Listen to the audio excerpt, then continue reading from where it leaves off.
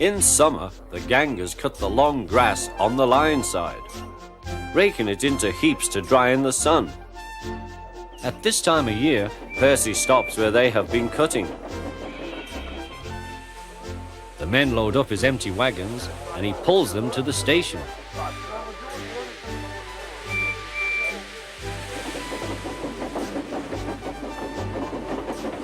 Toby then takes them to the hills for the farmers to feed their stock.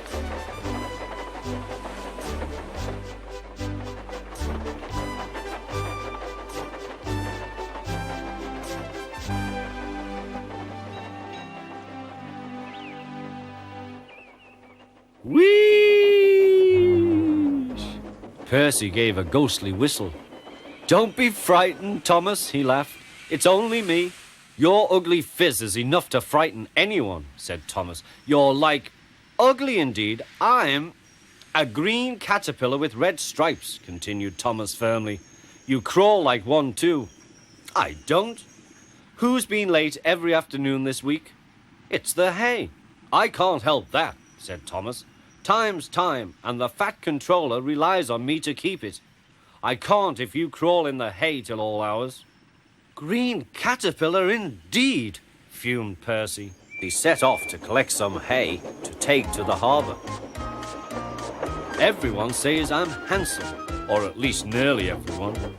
Anyway, my curves are better than Thomas's corners." "Thomas says I'm always late," he grumbled. "I'm never late, or at least only a few minutes. What's that to Thomas? He can always catch up time further on." All the same, he and his driver decided to start home early. Then came trouble.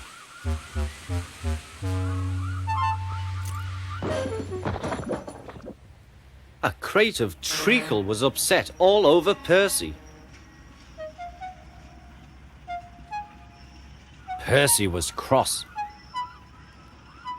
He was still sticky when he puffed away. The wind was blowing fiercely.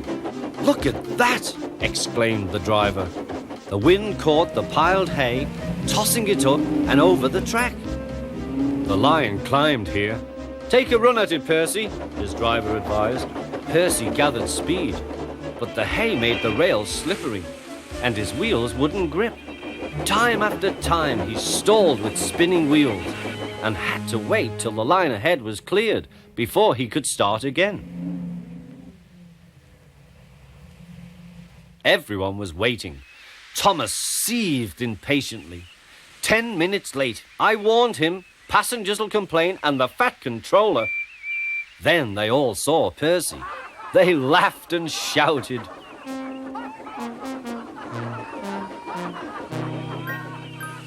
"Sorry I'm late," Percy panted.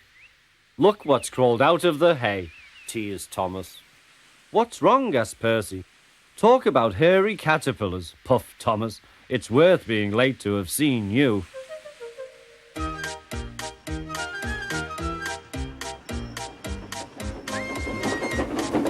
When Percy got home, his driver showed him what he looked like in a mirror. "Bust my buffers! No wonder they all laughed. I'm just like a woolly bear. Please clean me before Toby comes." But it was no good. Thomas told Toby all about it.